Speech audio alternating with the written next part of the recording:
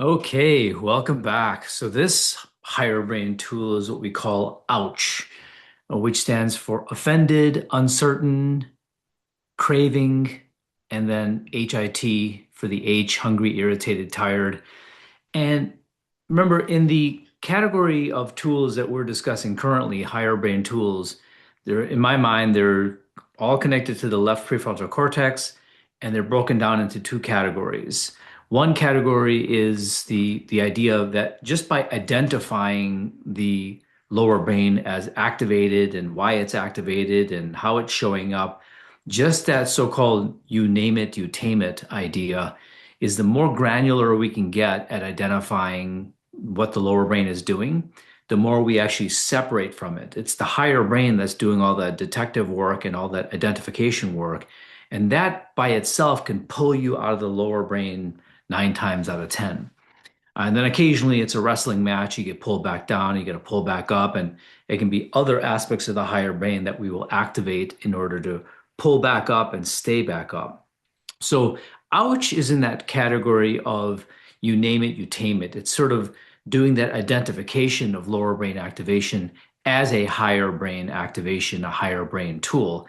That's different than the storytelling brain tools that we've been discussing recently, such as gratitude and unlimited happiness, love and unlimited value, false story, PDA, non-judgment. These are tools that really get us to tell a different story, reframe the situation very powerfully, and that can also flip us from lower to higher brain.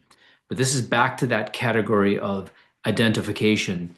And so when we think about dopamine, that's why I say deeper into the dopamine system, having an even more granular understanding of what's the story being told by your lower brain, what's the lost narrative that it might be telling. Having a deeper understanding of that can help you even further separate from it and then further into that gap, put reframing brain tools in there to say, yeah, that's an old evolutionary story or an old story from the past, past times in my life. And I don't have to be beholden to that story once I can get a deeper understanding of that. So when it comes to, again, reminding you that the dopamine system is derived from evolutionary biology over the last 4 million years, and it's the imperative of the lower brain, the limbic system, is to optimize mating success and for the genes to survive more so than the body surviving. Body surviving happens more as a result of the higher brain's development over the last 200,000 years. So what happens with the dopamine system is that we get a dopamine payoff from the limbic system, from the lower brain, when we're doing something that's novel. And that's the big four categories I'll come to again and again. It's status, tribal acceptance, resources, and opportunity. But then if there's a risk of losing anything in those categories, there's a dopamine drop. And so I'm giving you an acronym, ouch, to help you remember what those categories of dopamine drop are so that we can quickly identify at a more granular level what the story is. And that will then allow us to separate even better from the lower brain. So the ouch is the dopamine system that has to do with self-esteem and rank, right? So it's both status as well as acceptance by your group or your tribe, if you will. And so both of those, you have to have a tribe in order to have a rank, right? And so once you have a tribe and then you have a rank, you have a chance of having a mate. If you have no tribe, then there ain't no mate. And so you need both tribe and rank in order to have the mate, in order to mate and have offspring, and then having the genes pass on to the next generation. So that's the O, offended. We're offended. Our self-esteem takes a hit when we are diminished in some way or we don't acquire elevation that we thought we would get based on looks, intelligence, success, hard work. We thought we were going to get acknowledgement, but we didn't get it. Ooh, the dopamine level drops. Or we weren't invited to something that we thought we would be. Boom, dopamine drops, right? but it's a very ancient narrative of needing to be a part of a group. Do you have to be a part of a group? No, you do not have to. Are there some nice things about being part of a group? Sure, but especially if you're approaching it from a higher brain, lower brain perspective, not necessarily the old narrative of group affiliation and tribal acceptance. So that's the O. Let's jump to the C. The C is craving, which to me encapsulates the other two, resources and opportunity. So we get little rewards when we have novel experiences, opportunity, or get some more resources, get some money, or get time, for example.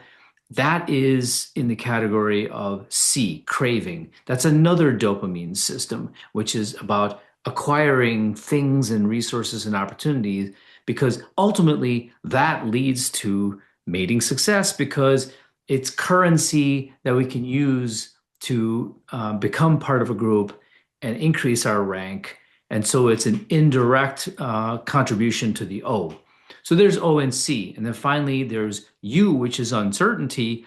And we don't like, my favorite definition of anxiety is fear of the unknown. But behind that, it's sort of like the Wizard of Oz with two dopamine strings pulling. Wizard isn't that powerful once you realize what it's doing, why it's doing it. And in fact, the anxiety and fear of the unknown, the U, uncertain, and I'll summarize it for you with the slides at the end here, is uncertainty with regards to rules, family rules, societal rules, what's going on in this situation, what's going on in the future. And so uncertainty ultimately is fear of losing O and losing C. But once we really understand and recognize that that's an old story, it's a false story, we have unlimited value and unlimited happiness all the time, we can let go of that false story. Then the O and the C become weaker, and then the U becomes weaker because we're not so worried about uncertainty, because we're not so worried about loss and failure and rejection. We don't catastrophize those and make them more valuable than they really are. Okay, so let me summarize for you what we've talked about here, and go a little bit more granular with the ouch here. Going granular on the granular. So ouch is a more granular look at the dopamine system. That's why we say, getting deeper into the dopamine narrative. And that allows us to even further separate from the lower brain. And here's the O. And examples of status might be, there's a part of us that feels deficient or stupid. In the past, we were made fun of or put down or failed at some test and really felt bad about ourselves, or our parents may have put us down. And so there's a lesser than or unworthy, or we're not enough, or we're weak, or we're bad. These kinds of narratives may be there within our brain based on little t trauma and big T trauma. And we'll get into that even more going down the line. But that is a threat status that we may have established based on evolutionary biology, but also based on circumstances within our own lives. And so tribe maybe that we're misunderstood or unseen, we're disconnected, we're disrespected, we're not loved, we're excluded, or we're abandoned. And so these are various types of stories we might be telling ourselves from our past lives, our younger selves, but then we may be more sensitive to this issue. And so a part of our lower brain will cause a dopamine drop in order to get our attention and avoid this loss. And we have to soothe it by coming back and saying, okay, we'll pay attention, we'll try to optimize the situation, but let's get back to higher brain so we can be more effective, create a better plan, respond to the situation, and let's not over dramatize the importance of this loss. Similarly, with craving, it's resources and opportunities. If you are more dependent on external pleasure for happiness, or opportunity for pleasure and rank, resources for pleasure and rank, then you're going to be more vulnerable to dopamine drops, right? So if you have a lot of FOMO, fear of missing out, and your happiness is more oriented towards external sources of dopamine, similarly here, external sources of dopamine, then there may be a narrative being told by your lower brain hey, we're losing out on something here that's very important. And so we have to just recognize, okay, for whatever reason, our lower brain, that part of our lower brain here, has it has an algorithm that's identified this as being very important, and loss is met with a big drop in your dopamine levels to get your attention. And we need to say, okay, dopamine's dropping. We don't feel good, or we've lost energy, or we've got tension in the body.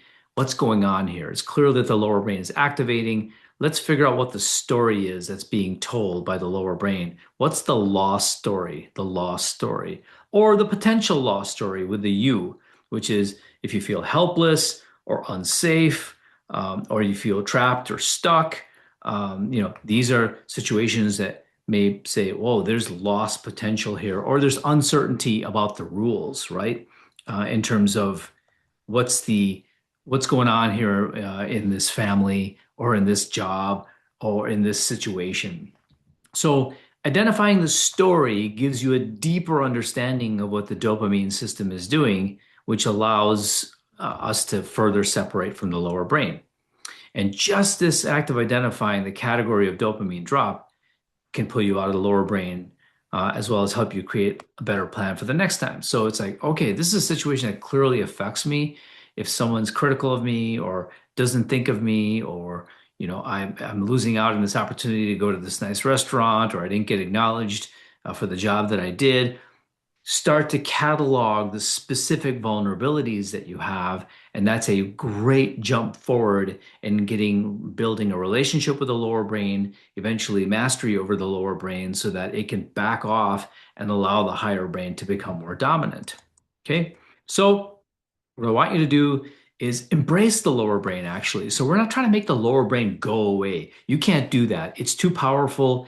It's 4 million years of programming, as well as algorithms that we've developed in this current life.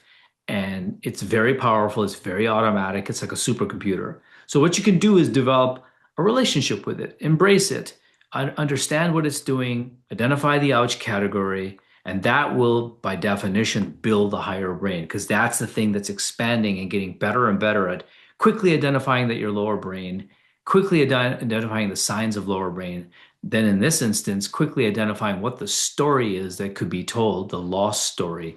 Every single time you do this, that's why you want to track your number. Remember, all these are neural networks. It's a numbers game. It's how many episodes of awareness you have, how much emotions are tied to that, which really determine how fast these neural networks grow. And in time, they're there automatically to serve you. And so just to put this in perspective, this half of the left brain, higher brain tools have to do with, sort of identifying that the lower brain is activated.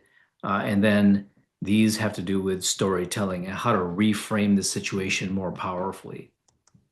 And why do we do this? Because there's a tremendous amount of opportunity. The promised land has to do with creative risk taking, just to remind you. The creative risk taking of self-awareness and growth, the creative risk taking of innovation and learning, the creative risk taking of relationships and difficult conversations and leadership, and taking the chance of building a trusting, psychologically safe relationship. The creative risk taking of just being joyful and embracing happiness and even spiritual advancement. So exhilaration, fulfillment, deep connection, higher brain payoffs, a lot of payoffs, right? So we want to say yes to life, but we have to continue to become aware of when the dopamine is dropping, because it's going to discourage us from going to the right. And so if we get better and better at recognizing this quickly and shutting it off, that's fantastic. And so we get two big payoffs. Just to remind you why we're doing all this work is that by getting better and better at shutting off the lower brain, all the lower brain costs that we pay start to diminish. And, boredom, depression, anxiety, substance use, loneliness, chronic disease, and chronic pain, right? That's the big payoff of cooling this down. But then also, this is less of a barrier for us to take more creative risk. And so we get all these higher brain payoffs, including way more dopamine, novelty payoff of dopamine from inner dot connecting and social dot connecting and systems dot connecting, processes dot connecting. That's way more dopamine than validation and pleasure. And so we want to say no to the lower brain and say yes to life. That's why we're going to continue to embrace the lower brain, but then cool it down. All right. So we're continuing to build this toolkit of higher brain activation. And now we're starting to move towards the putting it all together with scenario after scenario, where you start to really practice these tools with specific scenarios and have a specific plan for situations that are vulnerabilities for us. Okay. So now we're going to it's exciting because we're going to start really putting it all together. All right. See you soon.